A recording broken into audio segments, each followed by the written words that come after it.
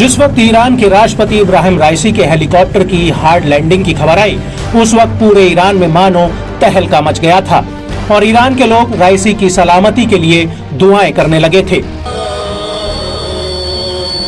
वहीं दूसरी तरफ ईरान की सेना समेत तमाम एजेंसियां राष्ट्रपति के हेलीकॉप्टर की तलाश में लग गई थीं।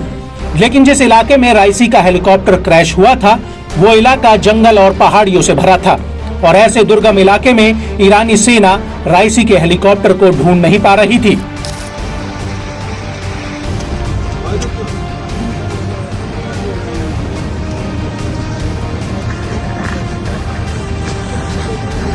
लेकिन जो काम ईरानी सेना नहीं कर पाई, वो काम तुर्की के एक ड्रोन ने एक झटके में कर दिया और तुर्की के इस ड्रोन की बाज जैसी नजर की बदौलत ही राइसी के हेलीकॉप्टर को ढूंढा जा सका और उसके बाद ही ईरान ने आधिकारिक रूप से राइसी और ईरानी विदेश मंत्री और अन्य अधिकारियों की मौत की पुष्टि की।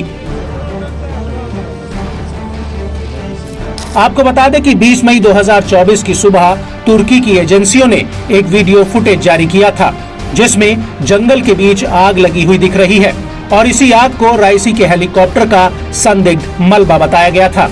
बड़ी बात यह थी कि ये वीडियो फुटेज इसी ड्रोन के जरिए रिकॉर्ड किया गया था, जिसे तुर्की ने राइसी को ढूंढने के लिए भेजा था।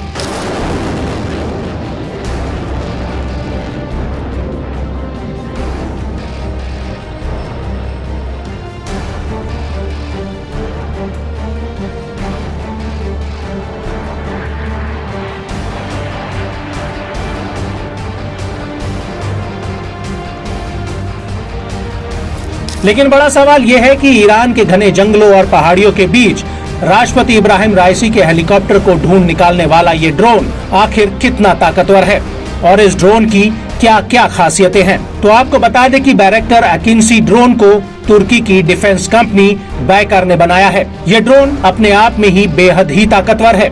इस ड्रोन की सबसे बड़ी खासियत ये है कि ये कई तरह के पेलोड्स को अपने साथ ले जा सकता है और इसके पंखों का डिजाइन भी अपने आप में अनोखा है। ये ड्रोन तुर्की के कई मिलिट्री एप्लीकेशन को एक मजबूत मंच प्रदान करता है और ये तुर्की की ड्रोन टेक्नोलॉजी की ताकत में प्रगति का एक प्रतीक भी माना जाता है। इस ड्रोन में 2 टर्बोप्रॉप इंजन लगे हुए हैं। इसके दोनों पंखों की कुल लंबाई 20 मीटर है और इसी वजह से ये ड्रोन अन्य ऑपरेशन में ताकतवर साबित होता है। पूरी तरह से ऑटोमेटिक नेविगेशन और रूट ट्रैकिंग फीचर लगा हुआ है। ये ड्रोन 24 घंटे तक उड़ान भर सकता है। इसकी ऊंचाई 4.1 मीटर है। ये 1500 किलोग्राम तक का पेलोड ले जा सकता है और इस ड्रोन की लंबाई 12.2 मीटर तक है। ये 30,000 फीट से लेकर 40,000 फीट की ऊंचाई पर उड़ान भर सकता है। इसके अलावा इसमें high sensitive auto take off और सेंसर फ्यूजन भी लगे हुए हैं। इसमें ऑटोमेटिक टैक्सी और पार्किंग फीचर भी है। इसके अलावा इसे अर्ध स्वतंत्र पायलट मोड सपोर्ट सिस्टम भी लगा हुआ है। इसके साथ ही इसमें गड़बड़ी को सहने और 3 रेडिएंट सेंसर फ्यूजन एप्लीकेशन भी है। इसके अलावा इसमें विशेष प्रकार की रेडिएंट लिथियम वाली बैटरी के यूनिट्स भी लैस हैं।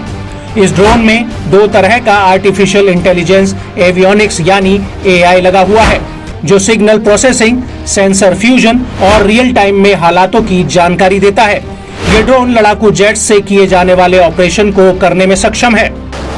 इस ड्रोन के जरिए हवा से जमीन पर और हवा से हवा में हमला किया जा सकता है। तुर्की का ये ड्रोन इलेक्ट्रॉनिक सपोर्ट सिस्टम से भी लैस है। इसके अलावा इसमें ड्यूअल सैटेलाइट कम्युनिकेशन सिस्टम भी लगा हुआ है और एयर टू एयर रडार को चकमा देना और सिंथेटिक अपर्चर रडार को ले जा सकता है।